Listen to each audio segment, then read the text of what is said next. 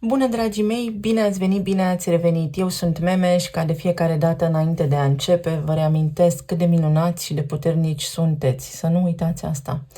Astăzi vin către voi cu previziunile pentru această săptămână, să vedem cu ce ne mai poate surprinde energia sau să vedem cum ne putem pune noi la adăpost în cazul în care apar turbulențe.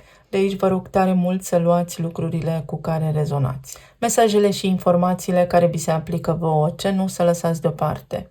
Și, tot ca de fiecare dată, vă mulțumesc în primul rând tuturor celor care veniți și reveniți aici cu drag de fiecare dată, pentru că îmi sunteți alături pentru mesaje și pentru gândurile voastre bune. Iar dacă ești aici pentru prima dată, dă o șansă acestor mesaje, dacă rezonezi cu ele, și abonează-te sau apreciază acest clip. Ca de fiecare dată, vă rog pe toți să vă abonați sau să apreciați clipul, pentru că acest lucru susține revenirea mea aici alături de voi. Acest lucru, să știți că este un schimb energetic. Pentru mine YouTube-ul nu este o sursă de venit constantă și nici traiul meu de zi cu zi. Eu investesc aici timp și energie vitală din viața mea, din spațiul meu personal, pentru a transmite niște mesaje. Niște mesaje care, din punctul meu de vedere, vă pot fi benefice. Rămâne să hotărâți voi dacă vă sunt benefice sau nu, însă lucrurile, din punctul meu de vedere, funcționează întotdeauna nu prin coincidențe, ci prin rezonanță. Dacă v-a pus algoritmul în față acest clip, fie nu rezonați deloc cu mesajele, fie vă regăsiți în ele. Dacă nu rezonați cu ele, este o poveste și ar trebui să înțelegeți de ce. Dacă rezonați cu ele, înseamnă că la nivel de conștiință puteți duce aceste informații. Sunt o grămadă de creatori de conținut, eu înțeleg acest lucru și tocmai de aceea vă spun că intenția mea este una nobilă, de a da la schimb și de a încerca să creez prin mine însămi, prin munca cu mine însămi, o lume mai bună. Vă dau un scurt exemplu. Dacă dai omului un pește să mănânce astăzi și ai făcut un bine, mâine omului tot foamea îi va fi. Dacă îndrumi omul, îi oferi o undiță și îi arăți tu cum să pescuiască, va învăța și de acum încolo va avea ce mânca pentru totdeauna sau cât consideră necesar. Așa este și cu mesajele. Eu vin aici de fiecare dată cu gândul că poate ceva din experiența mea de viață sau din ceea ce spun vă ajută. Eu îmi văd de viața mea și lucrez la mine, la dezvoltarea mea, pentru a încerca să fac o lume mai bună. Lumea se poate face mai bună doar când noi lucrăm cu noi înșine. Pentru că doar din interiorul nostru se pot regla lucrurile și dacă fiecare dintre noi în parte ar face acest lucru, lumea ar deveni predefinit, by default, mai bună, de la sine mai bună, pentru că toată lumea și-ar asuma responsabilitatea și și-ar face treaba. În altă ordine de idei, nu cred că voi avea timp să filmez pentru luna august, cel puțin acum în prima parte, zodiile pe care toți le așteptați, pentru că am o călătorie de făcut și nu mi rămâne timp la dispoziție. Săptămâna trecută nu m-am simțit bine, nu am avut ceva grav, am fost doar secătuită de energie, fără vlagă și nu mi-am găsit pur și simplu locul, direcția către acest birou. N-am avut starea necesară. Această lipsă de energie eu am pus-o tot timpul pe seama faptului că sunt meteosensibilă, așa am crezut cândva de demult, acum 20-30 de ani, sau că am reumatism. Și am aflat de câțiva ani încoace că de fapt sunt sensibilă la energie și la emisiile care se fac în jurul nostru. Și vă spun chestia asta în umbra evenimentelor recente de la festivitatea de deschidere din Franța, pe care presupun că toți ați văzut-o, unde, din punctul meu de vedere, acela a fost un ritual de colectare de energie. Este un eveniment care colectează energie prin susținerea oamenilor de acolo. Ideea este să nu urmați pe nimeni, să ascultați, dar să nu urmați pe nimeni, cum vă spun de fiecare dată. În altă ordine de idei, este o săptămână care duce către inimă. Vom avea luna nouă din Leu. Să ne aducem aminte împreună cu toții ce am spus despre inimă, care și-a un creier. Inima este un mușchi care generează un vortex. Inima este un organ care se regăsește sub arhetipul leului. Leul este guvernat de soare, deci energie vitală. Fără acest mușchi, noi nu am putea trăi realmente și în corpul fizic, când inima se oprește, la revedere, viață sub acest nume și acest prenume.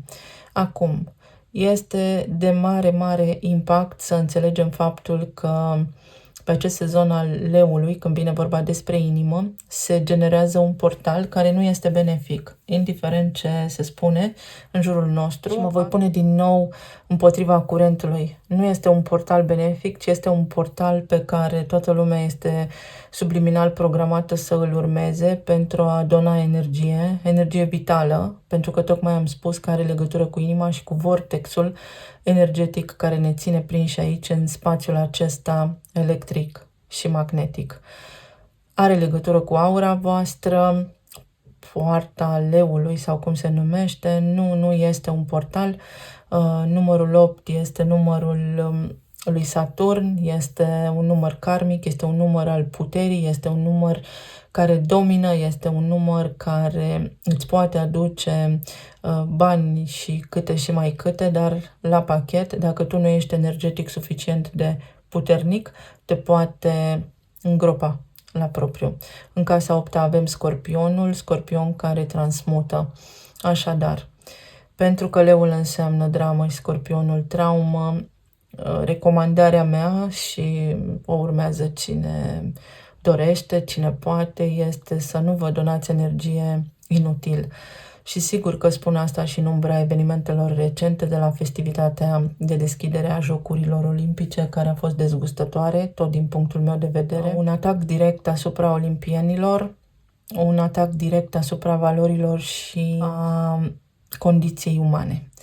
Nu intru mai mult în detalii. Prin acest gen de evenimente masive, cum a fost și concertul Coldplay de la București și așa mai departe, se generează energie care este colectată. De câte ori se întâmplă câte o chestie de genul, o luptă și o competiție, se colectează energie. Meciurile de fotbal și așa mai departe, despre care am vorbit.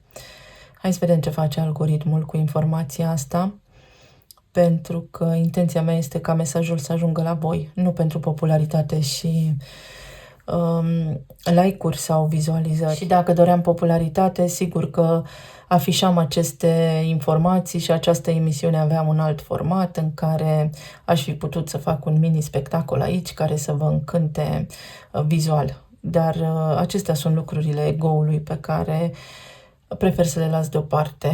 Nu mă interesează și cu siguranță m-ar fi susținut ascendentul din leu. Leul este entertainerul, este omul de spectacol, showmanul. Este o săptămână în care avem luna nouă din leu. Luna nouă din leu care aduce la pachet forță vitală și aici recomandarea mea este să vă puneți foarte corect și foarte clar și foarte limpede intențiile, care să nu încalce liberul arbitru al nimănui, să fie doar pentru voi dezvoltarea voastră și ce vrea sufletul vostru, inima voastră, dar care ține de voi, doar de voi înșivă. Pentru că l-avem pe Mercur în Fecioară și săptămâna viitoare retrogradează, când intră și Venus în Fecioară. Cum vom depăși aceste lucruri? August este un carusel, așa cum am spus, sau n-am spus, vă spun acum. August este o lună carusel, o lună cu de toate, în care energia va fi atât de volatilă și de zbuciumată, că nu vă va veni să credeți. Cum vom putea traversa această lună? Disciplinat, orientat către ceea ce contează cu adevărat, către liste de priorități, către rânduială, către condiția noastră umană, către suflet, către disciplină, ordine, către sănătate. Să vă fie casa, masă, inima deschisă, mintea scut și să traversați cu bine toate aceste lucruri. Apoi luni retrogradează Mercur, așa cum am spus, și săptămâna viitoare Venus intră în Fecioară. Cam despre asta este vorba pentru moment. Încercați să vă feriți de acel portal al leului. Toate aceste portaluri sunt menite să colecteze energia vitală a oamenilor care o donează, indirect sau direct, conștient sau inconștient. Noi, la nivel de umanitate, trăim în hipnoză și psihoză, pentru că există, și am descoperit recent că și la Revoluția care a avut loc în țara mea în anul 89 s-au întâmplat aceste lucruri. Există benzi magnetice și emisii care fac chestia asta și există conștiința noastră care este încuiată. Știți că așa era și în Harry Potter, erau ei magicieni, adică niște oameni inițiați, evoluați, și încuiații, adică oamenii de rând care habar nu aveau că dincolo de acest văl care se subțiază mai există ceva. Dar și discernământul ne ajută pe toți pe parcursul acestei luni să depășim blocajele. Să nu mai pun la socoteală faptul că pe 19 va avea loc un tranzit care este corelat cu anul 2020. De când s-au început niște programe din acestea foarte puternice de autodistrugere, noi le-am început, noi la nivel de mental colectiv. Concluzionând aceste informații cu gândul că le puteți duce, că sunteți pe vibrația potrivită, dacă nu rezonați, vă mulțumesc, vă urez să aveți o zi plăcută, dacă rezonați, vă invit să urmăriți în continuare partea de tarot, unde voi expune și cu oracolul, și cu tarotul, și cu talismanele, ceea ce ne dezvăluie energia. Să știți că tarotul nu este ceea ce vedeți voi pe YouTube. YouTube-ul are canale. Eu când mă gândesc la canale, mă gândesc la scurgeri sau la canale de informație. Canale în care se scurge și ceea ce nu funcționează bine. Adică veți găsi aici oameni care vă scurg de energie și oameni cu care veți face un schimb corect. Gândiți-vă bine pe cine urmăriți, nu mă urmăriți pe mine, nu urmăriți pe nimeni, urmăriți pe toți și pe niciunul, ceva de genul acesta. Nu ne facem idoli. Este important să nu ne facem idoli. Încercați să vă faceți voi viața așa cum vă doriți voi, nu cum vă spune nici cititorul de tarot, nici astrologul, nici omul de la știri de la pupitru, nici mama, nici tata, nici fratele, nici sora. Gândiți cu capul vostru. Să ne vedem de treaba noastră. Numărul 1 și numărul 2. Ce alegeți voi? Sunt 2 seturi oracol de la care pornesc citirea pentru această săptămână, cu toate pânzele sus. Să vedem grupul cu numărul 1. Ce va duce săptămâna? Vindecare. Exact pe zona sănătății, exact cum am spus. Avem aici berbecul și numărul 17. Nu, iertați-mă, 37. 37 înseamnă 1. Intenție, berbecul este primul semn al zodiacului a fi, este prima noastră stare brută, aceea de a fi ca un miel, vulnerabil și dăm cu capul înainte fără să gândim, fără să știm. Vorbesc despre arhetip, nu despre om aici. Să vindecăm. Ce avem în arhetipul berbecului acum? Chiron, care este în retrogradare, dar avem și nodul nord. Pe ce direcție vrei să o iei? Este o săptămână care îți poate deschide uși, oportunități. Și recunoștința, avem numărul 36 și arhetipul gemenilor. Ia-ți timp și gândește-te bine. Este o săptămână în care să te gândești bine ce vrei să faci, pentru că îți pot apărea oportunități. Sau este o săptămână prin care poți scăpa de niște dubii. O săptămână în care să stai de vorbă tu cu tine, ce ai de făcut, către ce te îndrepți, cine vrei să fii, cine vrei să rămână în viața ta. Avem un rege de bâte. Avem un rege de monede, soarele și o regină de monede. Foarte interesant. Foarte interesantă energia. Aici este o adunare mare. Este o săptămână prin care poți accesa un grup de oameni, poți ajunge să te întâlnești cu niște oameni, fie să sărbătoriți ceva, fie să plecați într-o vacanță, fie prin prisma copilăriei să-ți reîntâlnești prieteni din copilărie, fie prin prisma copilului, dacă ai așa ceva, să mergi undeva în vizită la copilul tău sau la o cununie, la o nuntă, la o festivitate unde se naște un copil sau 2 oameni se căsătoresc. Poate fi vorba aici despre faptul că Dacă ești într-o relație acum, în această perioadă, vei fi pus cumva în fața unei alegeri foarte importante, către ce te îndrepți, pentru că poți avea o familie stabilă, dar poți să nu fii fericit, pentru că în afara casei tale cineva ți-a atras atenția și este o perioadă extraordinară pentru ca tu să decizi, să te convingi pe ce direcție vrei să mergi și alături de ce persoană. Poate fi vorba aici despre faptul că există o interferență din afara casei, cineva care își impune punctul de vedere, dar tu și familia ta sunteți foarte uniți în această direcție, sau deși ar părea că partenerul sau partenera de viață nu ți dă dreptate, nu este aliatul sau aliata ta, te înșeli, este aliatul sau aliata ta orice ar auzi din afara casei. Sau mai poate fi vorba despre faptul că există aici o energie binefăcătoare. Este o energie care te susține, este o persoană care te susține și te ajută pe tine și pe familia ta să treci peste un impas sau să te vindeci. Sau poate este vorba despre un grup de oameni care se interesează pentru starea de bine a acestui om, care va trece peste niște provocări. Dacă ești persoană singură, aici un grup de oameni, un cuplu îți poate introduce pe cineva, să cunoști pe cineva, să începi o relație cu cineva. Este un om prezentat de niște oameni care îl susțin, care îți oferă totuși un background, care îți oferă niște informații despre omul acesta și îi dau un vot de încredere. Pentru cei care v-ați despărțit recent, s-ar putea ca omul de care v-ați despărțit voi să fi intrat deja într-o relație stabilă, să-și fi găsit cumva bucuria alături de altcineva, iar dacă nu și-a găsit-o la propriu, urmează linia. Este într-o relație tradițională pentru că poate vine pe lume un copil sau pentru că așa are programarea făcută în copilărie, familie, casă, etc., etc. Vreau copii și așa mai departe. Programul ăsta social pe care toți l-am avut în minte, pus de formatorii noștri, involuntar, sigur, că nu a vrut nimeni să ne facă rău.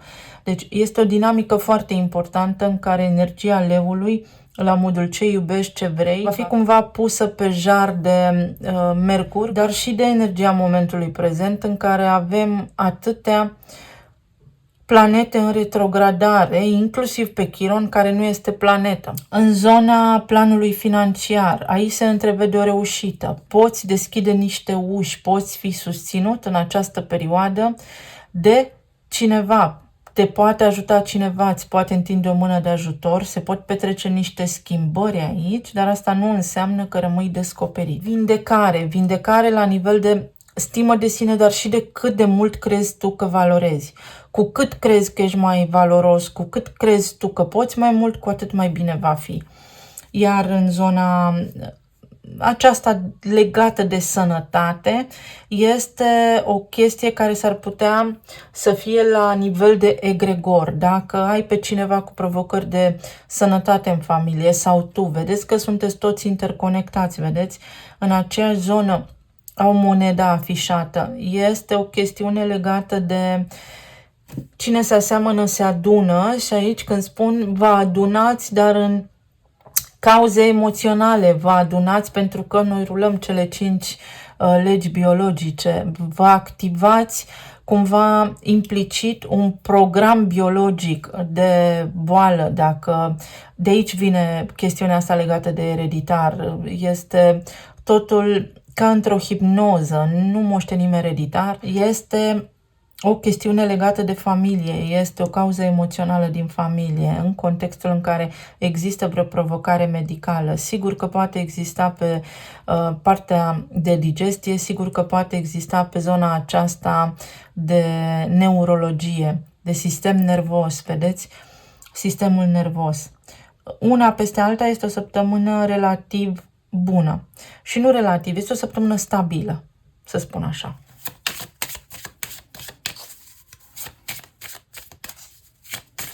Puteți opta între 2 locuri de muncă. Vă vine o idee să faceți ceva în plus. Uite, să vă eliberați. Să vă eliberați. Intuiția nu este la locul ei. Se întâmplă niște lucruri despre care nu știți ce să credeți. Ascultați-vă stomacul. Efectiv, stomacul. Știți cum spun englezii? Gut feeling. Senzația aceea, sentimentul acela. Se poate debloca o situație, vă întinde cineva o mână de ajutor. Uite, dintr-o dată este un semn al norocului, este un semn al abundenței. O săptămână liniștită, o săptămână în care situația se poate schimba la 180 de grade, pentru că așa este corect. Și aici, uite că va fi o săptămână fix așa cum o veți face voi să fie, sau poate aveți noroc în instanță, poate aveți noroc în chestiuni legale, în chestiuni care țin de acte, în chestiuni care țin de treburi administrative. Se corectează ceva pentru voi, veți reveni la o formă mai bună. Bună energia, să știți că e stabilă. Și la talismane, provocări cu dantura ar putea fi, sau atenție la animalele de companie. Dacă aveți mai multe, să nu se certe, să nu se bată pe dominație. Atenție că s-ar putea să vă strânească cineva care pare așa ca un fel de alfa și să vă scoată din zona de confort. Ce val cavalul trece, știți că îmi place să-l citesc pe Eminescu, pentru că așa este. Mai poate fi vorba despre ceva provocări cu animalele de companie sau să aveți grijă la lăbuțe, să nu le intre ceva. Apoi, cu dantura, atenție și la aceste aspecte. Aveți grijă la ce visați. Este o întreagă istorie și cu visul. Atenție la ce visați. În vis, cum spunea Jung, acolo întâlnim partea întunecată a minții. Este mintea noastră cea care vorbește cu noi și încearcă să ne ajute să deslușim mesajele din subconștient. Exact cum am spus, o săptămână pentru oportunități. Ce bizar că mi-apare acest Tour Eiffel, acest ochi care este închis, adică intuiția noastră. Sunt oportunități, sunt două șanse sau mai aveți puțin până la acel moment, până în acel moment în care vreți voi să ajungeți. Uite, o însănătoșire a cuiva. Mă mai uit la ceva și mai văd o chestie. Când au fost Jocurile Olimpice, atunci ne-au arătat paturi de spital și după aia a venit acel eveniment catastrofic peste noi, pandemia. Acum ne-au arătat oameni decapitați și ferească. N-am nimic cu nimeni. Din nou, pe mine nu mă interesează și nu judec pe nimeni. Doar că, din punctul meu de vedere, lumea nu este într-un loc bun. Lumea nu este într-un loc bun și, din nou, vorbesc din punctul meu de vedere pentru copilul meu, acest viitor sau acest potențial pe care noi stăm acum este unul care mă îngrozește. Și sigur că avem capacitatea să schimbăm asta, dar doar toți împreună sau cât mai mulți. O vindecare, o reușită, o soluție este ceva bun care se întâmplă, ceva ce ți-a așteptat. Poate avea legătură cu casa, familia, părinții, însănătoșirea cuiva. Poate fi vorba despre un conflict sau despre a curăța, despre a încheia, despre a termina ce aveți de făcut, care poate să fie în legătură cu părinții. Poate aveți legătură cu un rac sau poate ține de o chestiune emoțională. A venit vremea, oricât de vulnerabil v-ați simți, să mergeți mai departe. Și aici este o continuitate la nivel de relație de iubire. Există o continuitate. Există în permanență oameni care vin, ne spun povestea, fac ce fac și apoi este alegerea noastră dacă îi păstrăm în viața noastră sau nu. Iar aici există o continuitate. Iar această săptămână vorbește despre faptul că poți avea curaj, uite, racul și leul, curaj să faci un pas înainte. O poți face. Nu trebuie să-ți fie teamă de nimic, pentru că în permanență, uite, ești cumva poziționat către direcția potrivită în viață, către copacul care produce bani. De ce am spus așa? Pentru că este copacul vieții, este șansa ta, norocul tău în viață. Se întoarce norocul, ți se schimbă norocul săptămâna asta. Mulțumesc tare mult! Merg și către celălalt grup. Să vedem pentru voi, dragii mei, ce spune această săptămână. Admirație. poate avea legătură cu o anume persoană la care tu te gândești acum sau poate ai un conflict cu cineva și este vorba despre acea persoană. Și dacă vrei să știi cum să te poziționezi în raport cu acel om, este o perioadă bună, este sezonul potrivit pentru a te gândi la tot ce apreciezi, ca să vezi poate și ceea ce nu-ți place. Mai poate fi aici un mesaj că cineva te admiră și tu nu știi sau știi și este o confirmare. Și aici avem cuvântul provocare, care ne oferă acces în culise când vine vorba despre faptul că toate conexiunile profunde de suflet trec prin transformări și că transformările acestea pot fi depășite împreună. Poate fi, uite, o săptămână în care te gândești pro și contra la ceva anume și când spun persoană, poate fi aici în discuție și locul de muncă și o ofertă pe care o ai acum, să cumperi ceva, să analizezi. Nu neapărat să compari, ci să vezi plus valoarea din toate lucrurile pe care le ai tu, pentru că așa vei intra pe frecvența potrivită pentru ceea ce îți dorești tu. Poți depăși o provocare dacă te îndoiai că cineva te place, este un fel de confirmare. Avem un 10 de spade, avem cavalerul de spade, roata destinului și 6 de spade. Pentru tine este o săptămână liniștită în care ar trebui să nu acționezi impulsiv, în care ar trebui să nu încerci să forțezi niște lucruri, să nu cercetezi, să nu cauți, să nu te mai gândești, să nu te gândești prea mult la ceva sau la lucrurile care ți-au displăcut sau la lucrurile care îți fac rău din punctul tău de vedere, la lucrurile care nu funcționează. Este o perioadă sau pe parcursul acestor zile, energia te îndrumă să te gândești la ceea ce funcționează, pentru că vei scăpa de aici. Vei trece peste ceva neplăcut, vei ieși dintr-o situație complicată, vei reuși să finalizezi un proiect, să obții claritate pentru a nu avea dubii într-o anumită privință. În zona relațiilor, indiferent prin ce ați trecut, s-ar putea să fie faptul că ați trecut printr-o perioadă foarte stresantă și vi se schimbă și vouă norocul.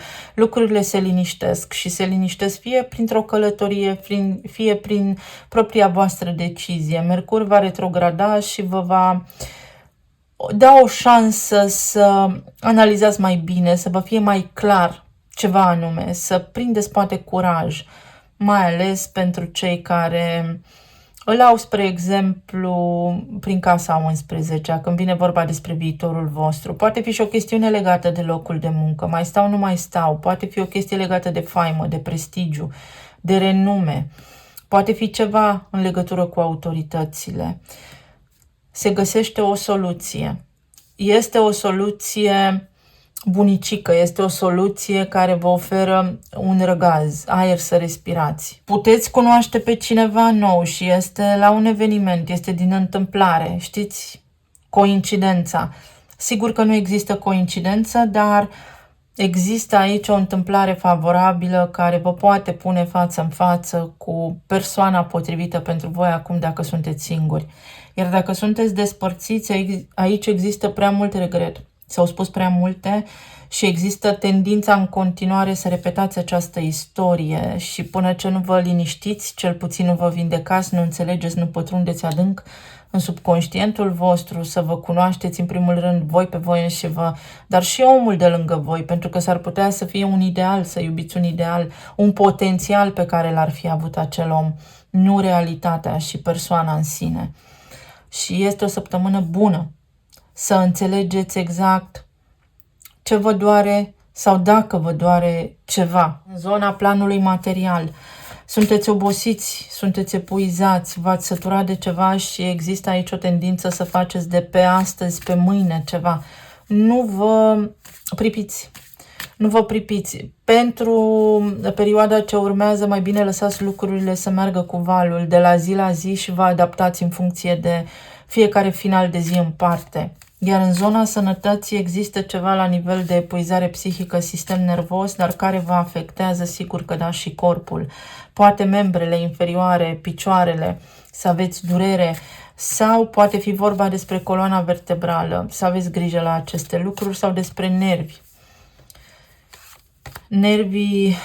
Nervul sciatic și așa mai departe. Ca și la celălalt grup, a apărut aici norocul. Șansa voastră vine construită din zi în zi, dar uite că sunt două cărți care marchează șansa. Exact cum am spus. Mergeți încet, sunt 7 zile prin care să o luați din aproape în aproape, pentru că vi se arată drumul și pentru că dacă vă grăbiți, dacă dați buzna sau vreți imediat să faceți ceva, s-ar putea să nu vă placă desnodământul. Și poate avea legătură, uite, cu parteneriatul, locul de muncă, cu rodul iubirii voastre, cu unul dintre copii, curiozitatea, sau vreți niște informații sau vreți o confirmare că cineva vă iubește, sau vreți să știți ce să faceți, să mai stați lângă un om sau să plecați de lângă un om. Situațiile sunt diferite pentru fiecare dintre voi și atunci vi se spune, gândește-te la pro. Ce a fost bun acolo pentru a ști dacă ești pregătit sau dacă sunt suficient de multe bile albe pentru ca tu să continui. Singur să faci o analiză, pentru că analiza respectivă te va ajuta foarte mult și vei vedea că apare soarele dintr-o dată pe strada ta. Mai ai puțin de mers așa pe tărâm alunecos sau la deal, unde este mai greu de urcat, dar de îndată ce ajungi în vârf și stăpânești muntele, te vei fi bucurat de experiență, te vei simți mai bine. După această săptămână te vei simți mai bine. Asta este ceea ce spune energia aici pentru voi. Poate fi un bonus, poate fi un câștig, un venit surpriză. Sigur că da, poți să întâlnești pe cineva neașteptat. Poate fi o revenire, dar atenție căci revenirea aceasta cumva poate fi abruptă și s-ar putea să nu discutați îndeaproape termenii și condițiile de funcționare ale relației și să reluați din același punct în care ați rămas. Sunt foarte multe lucruri de luat în calcul aici, dar acest 3 vă duce cumva într-o manifestare a unei soluții. Să vedem talismanele, ce vă spun.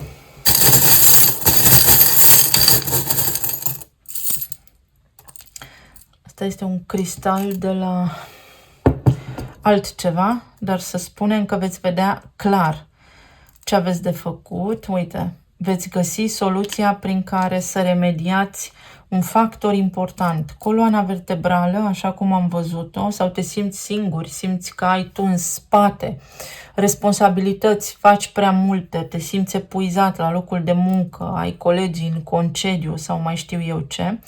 Și aici spune acest talisman, bună sunt, minunat. Să-ți schimbi starea de spirit pe lângă faptul că cineva te poate vedea pe tine minunat. Uite, ce este al tău este pus deoparte, acel talisman fabulos. Să te liniștești pentru că oricât de mult ai încercat tu să faci niște lucruri, lucrurile se vor întâmpla așa cum trebuie să-ți iasă și îți vor aduce liniște.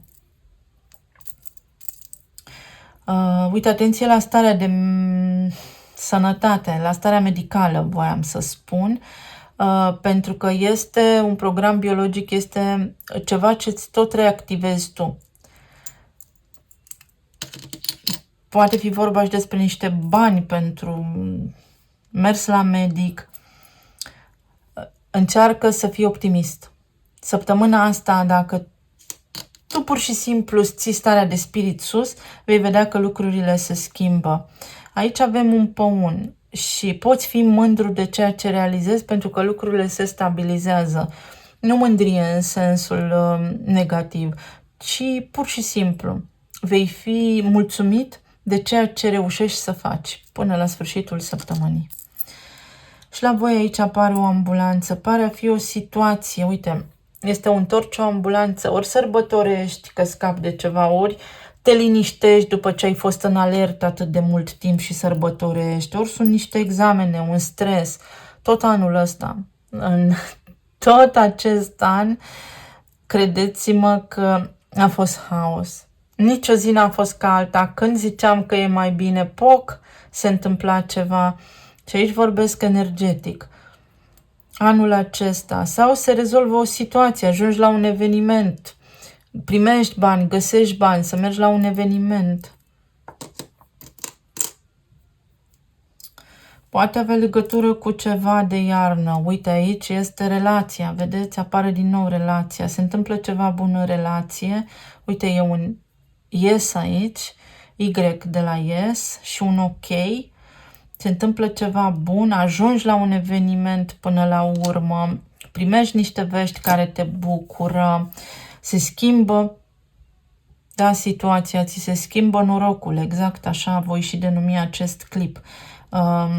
Mai poate fi vorba despre o cheie, despre o casă, despre un loc de muncă, despre un contract pe care îl poți discuta sau semna. Sau poate fi vorba despre vacanță pe care ți-o iei acum cu familia ta după o perioadă lungă de așteptare, de lucrat, de stres cotidian. Sau îți găsești perechea și este pentru că meriți. Mai e puțin. Eu mulțumesc tuturor, vă doresc să aveți o săptămână senzațională, să fiți vigilenți și cu mintea limpede, sănătoși și iubiți. Să ne reauzim cu bine data viitoare. Pa, pa!